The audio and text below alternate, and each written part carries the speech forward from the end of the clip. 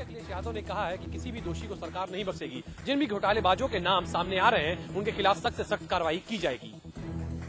भ्रष्टाचार पर नियंत्रण कर रहे हैं हम लोग, भ्रष्टाचार को अंकुश लगा रहे हैं और लगातार इस क्षेत्र में काम करना पड़ेगा और समझदारी से काम करना पड़ेगा और निगाहें भी रखनी पड़ेंगी कि कहाँ कोई ऐसी चीजें तो नहीं हो रही, अगर हो रही हो तो उनके खिलाफ कार्रवाई करनी पड़ेगी। उत्तर प्रदेश में विद्याधन योजना जल्द शुरू होने जा रही है। सीएम अखिलेश यादव ने कहा कि कंप्यूटर और लैपटॉप जल्द ही बांटे जाएंगे। वहीं समाजवादी पार्टी प्रदेश में विकास कार्य करके अपना कार्य करेगी। विद्याधन भी बंटने जा रहा है। लैपटॉप और कंप्यूटर टैबलेट का फैसला सरकार ने लिया था और घोषणा पत्र में शामिल किया था, वो भी बहुत जल्दी उसमें भी काम शुरू हो जाएगा। नवंबर तक देखेंगे आप, वो भी बंटना शुरू हो जाएगा। 10वीं पास करने वाले मुस्लिम और अल्पसंख्यक बालिकाओं की भी जो योजना थी वो भी बहुत जल्दी लागू हो जाएगी और उसकी तारीख निश्चित होकर के जल्दी से पूरा सब तैयार हो गया है, योजना भी बन गई है, केवल इंतजार है बंटने का। यूपी में अखिलेश सरकार ने एफडीआई का विरोध किया है। एफडीआई के मुद्दे पर बोलते हुए अखिलेश यादव ने कहा कि यूपी में रिटेल सेक्टर में एफडीआई लागू नहीं किया जाएगा। एफडीआई के मामले में, रिटेल के मामले में समाजवादी पार्टी ने पहले भी कहा है कि एफडीआई के पक्ष में समाजवादी पार्टी नहीं है, एफडीआई के पक्ष में नहीं है और उत्तर प्रदेश में एफडीआई रिटेल में लागू समाजवादी सरकार नहीं होने देगी। अखिलेश सरकार पर बीएसपी सुप्रीमो मायावती जमकर बरसी। 6 महीने के अखिलेश सरकार के कार्यकाल को बेहद निराशाजनक और असफल करार दिया। इतना ही नहीं, पूर्व मुख्यमंत्री मायावती के मुताबिक अखिलेश सरकार को वो 0 नंबर लायक भी नहीं समझती हैं।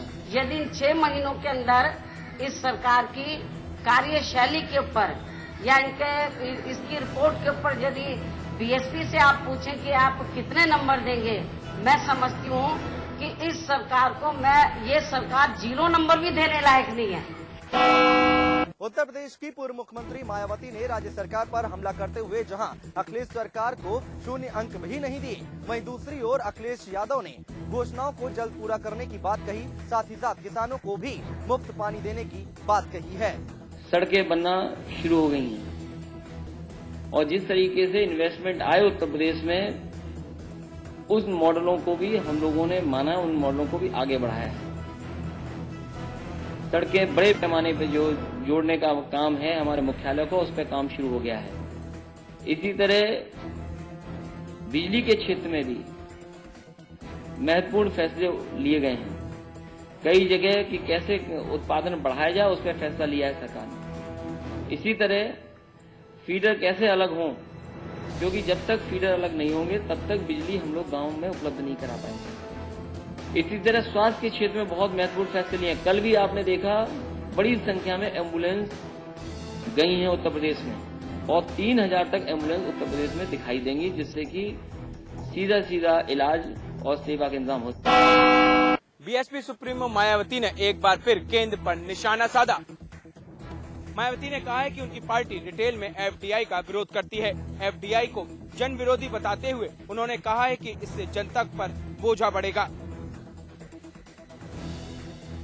वहीं उन्होंने कहा है कि वो केंद्र की नीतियों के खिलाफ 9 अक्टूबर को महारैली करेंगी। वहीं उन्होंने कहा है कि इस महारैली में उनकी राष्ट्रीय कार्यकारिणी की बैठक भी होगी और इस बैठक में केंद्र के समर्थन पर फैसला भी लिया जाएगा। उत्तराखंड के मुख्यमंत्री विजय बहुगुणा ने केंद्र सरकार का स्वागत करते हुए एफडीआई का समर्थन किया है। बहुगुणा ने साफ शब्दों में कहा कि जो लोग एफडीआई का विरोध कर रहे हैं वो थोड़े वक्त के बाद वापस आएंगे और सरकार के इसी फैसले का अनुसरण करेंगे। मुख्यमंत्री सूबे के आपदाग्रस्त इलाके ऊखीमठ और बागेश्वर जिले का दौरा करके वापस देहरादून लौटे हैं। मुख्यमंत्री के साथ कांग्रेसी सांसद सतपाल महाराज भी मौजूद थे। बिल्कुल बिल्कुल बिल्कुल कर रही कांग्रेस का हर राज्य कर रहा है और आप देखिएगा आने वाले समय में जो विरोध कर रहे हैं वो कूद के इसमें कूदेंगे। मुख्यमंत्री ने एफडीआई का स्वागत किया है, लेकिन सतपाल महाराज ने डीजल के बढ़े दामों पर विरोध दर्ज कराया।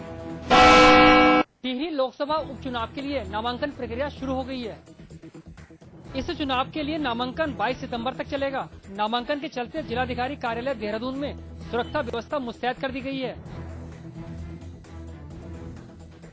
सभी प्रत्याशियों के नामांकन जिलाधिकारी कार्यालय देहरादून में होंगे, जिसके लिए प्रशासन ने जरूरी निर्देश चस्पा कर दिए हैं। पुलिस और प्रशासन ने बताया है कि सभी प्रत्याशियों के समर्थक और उनके जुलूस को जिलाधिकारी कार्यालय के बाहर ही रोक दिया जाएगा।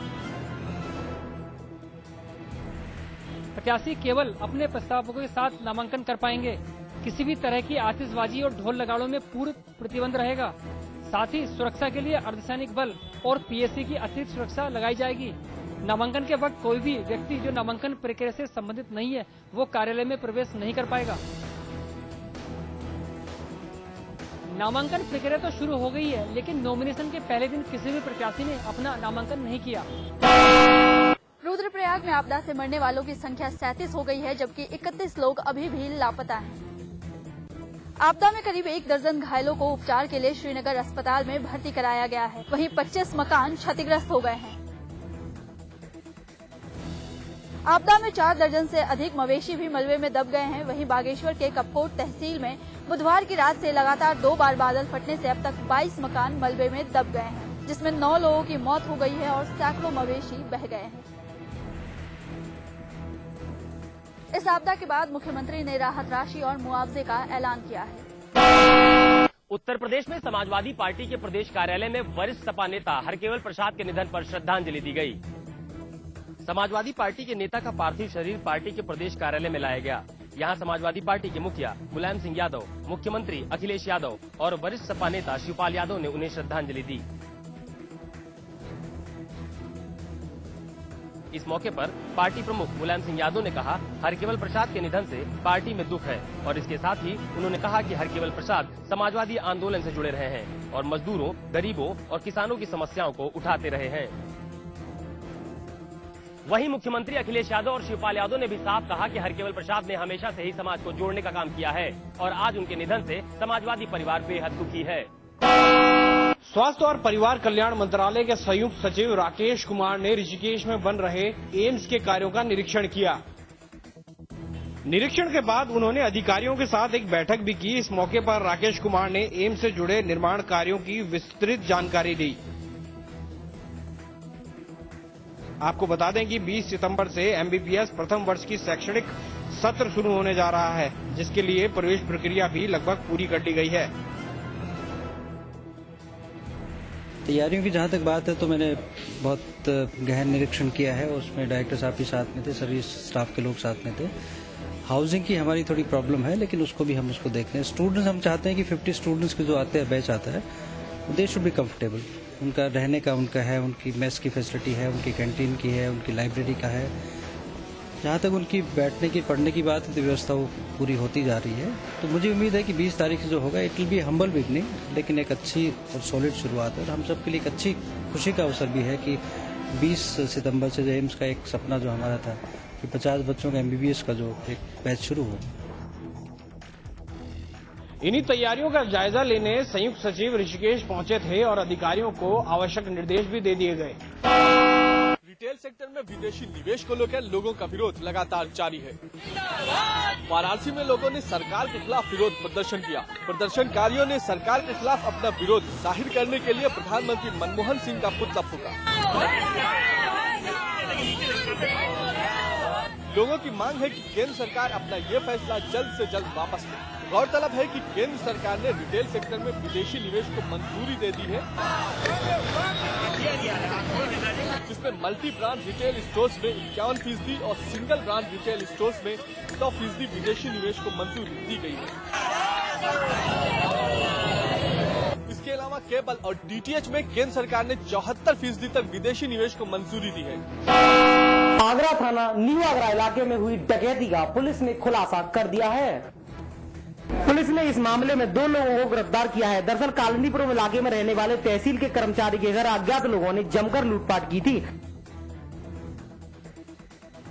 जिसमें 5 लाख की नकदी, 30 तोला सोना और 1 लाइसेंसी बंदूक लेकर फरार हो गए थे। जिसके बाद पुलिस ने गहन चेकिंग करने में जुट गई थी।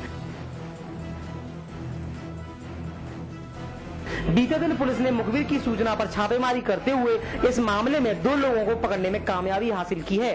पुलिस ने इनके पास से लूटे 3 लाख रुपए के माल भी बरामद किया है। पुलिस ने इन बदमाशों को उस वक्त गिरफ्तार किया जब हाथरस जिले में ये लूटे गए माल को बेचने की फिराक में थे। कानपुर में तैनात एक दरोगा साहब अनशन पर बैठ गए हैं। दरोगा का नाम राजेंद्र त्रिपाठी बताया जा रहा है। दरोगा का ट्रांसफर कानपुर से फतेहगढ़ कर दिया गया है। दरोगा का कहना है कि फतेहगढ़ में उसकी जान को खतरा है, जिसके चलते वो फतेहगढ़ नहीं जाना चाहता। राजेंद्र पुलिस कर्मियों के लिए हक की लड़ाई लड़ते आ रहे हैं। राजेंद्र त्रिपाठी पुलिस महकमे की गाड़ियों, इनके रखरखाव के बारे में भी सूचना के अधिकार के तहत जानकारी मांगते रहते हैं। ऐसा तबादला मेरे कजन किया गया जी। मैंने आगरा के लिए डीओ लेटर बनवाया था श्री राजेश कुमार राय से ये जगह 6 महीने पहले, 1 साल पहले ये। उसके बाद मैंने अनुकंपा के आधार पर भी तबादले की एप्लीकेशन दी थी, उस पर भी तबादला भी नहीं हुआ जो है और न ही मुझे अवगत कराया गया जो है। दरोगा का आरोप है कि इसी बात से नाराज होकर डीआईजी ने उन्हें जिला फतेहगढ़ स्थानांतरित कर दिया। देहरादून में आबकारी विभाग की छापेमारी में अवैध शराब बरामद की गई है। इस छापेमारी में 2 लोगों को गिरफ्तार किया गया है। ये लोग गाड़ी में शराब की पेटियां छुपाकर ले जा रहे थे। इस छापेमारी में लगभग 50 पेटी अवैध शराब बरामद की गई है। इस शराब को चंडीगढ़ से देहरादून लाया जा रहा था। पकड़े गए दोनों आरोपी उत्तर प्रदेश के सहारनपुर के रहने वाले हैं। ये आज हम चुनाव के मद्देनजर विशेष चेकिंग अभियान चल रहा है हम लोगों का तो जिले में।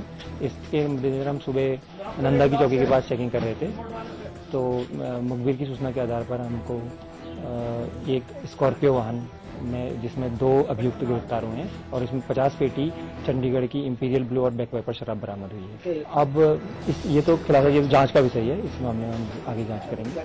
मुखबिर की सूचना के बाद आबकारी विभाग की टीम ने ये छापा मारा और 50 पेटी अवैध शराब बरामद की। हरिद्वार में हर की पौड़ी के कुछ ही दूर बना भीमगढ़ा कुंड अपनी बदहाली पर आंसू बहा रहा है। इस कुंड में गंगा जल सही तरीके से नहीं पहुंच रहा है और जो पानी कुंड में भरा है उसकी निकासी भी सही तरीके से नहीं हो पा रही है। ऐसे में कुंड का पानी बेहद दूषित हो गया है। इसके अलावा कुंड के आसपास गंदगी फैली हुई है। कुंड की इस बदहाली से श्रद्धालु की आस्था को ठेस पहुंच रही है। कहा जाता है कि महाभारत काल के दौरान भीम ने यहाँ अपना घुटना रखा था।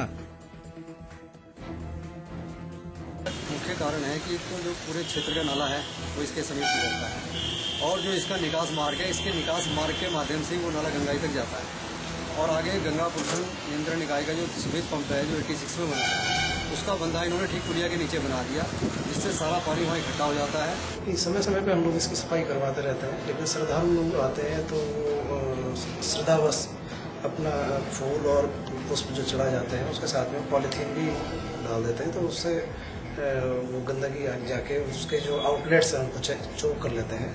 फिर भी हम उनको देख के बीच बीच में सफाई करवाते रहते हैं। भीम के विशाल घुटने की वजह से यह कुंड बन गया था। तब से लेकर अब तक यह कुंड आस्था का प्रतीक बन गया है। रामनगर कॉर्बेट कार्यालय गेट के सामने पर्यटन और रोजगार समिति ने विरोध प्रदर्शन के दौरान हवन किया। विरोध कर रहे इन लोगों की मांग है कि पर्यटकों के लिए बंद किए गए कॉर्बेट के दरवाजे को बचाने के लिए दोबारा खोला जाए। दरअसल एनटीसीए ने सुप्रीम कोर्ट में बाघों के बचाने को लेकर एक याचिका दायर की थी। इस याचिका पर सुनवाई के बाद 24 जुलाई को सुप्रीम कोर्ट ने यह फैसला सुनाया था कि भारत के सभी नेशनल पार्क के कोर एरिया में पर्यटन गतिविधियां बंद कर दी जाएं। इस फैसले के बाद कॉर्बेट पार्क में पर्यटन गतिविधियां बंद कर दी गई हैं, जिससे हजारों लोग बेरोजगार हो गए हैं। ऐसे में इन बेरोजगारों की मांग है कि कॉर्बेट में पर्यटन गतिविधियों को दोबारा शुरू किया जाए। ये दुआ हमने एनटीसी की सरदुली के लिए की है जी, ताकि जो सुप्रीम कोर्ट का फैसला है 27 तारीख को वो फैसला हमारे हक में हो।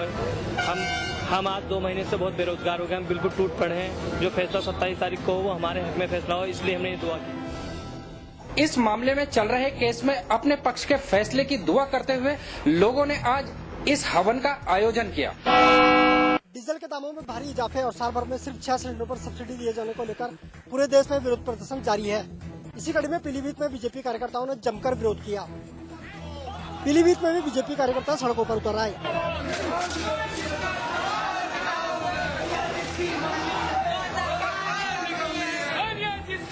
बीजेपी कार्यकर्ताओं ने केंद्र सरकार की अर्थी निकालकर विरोध प्रदर्शन किया। उसके बाद केंद्र सरकार का पुतला फूंका।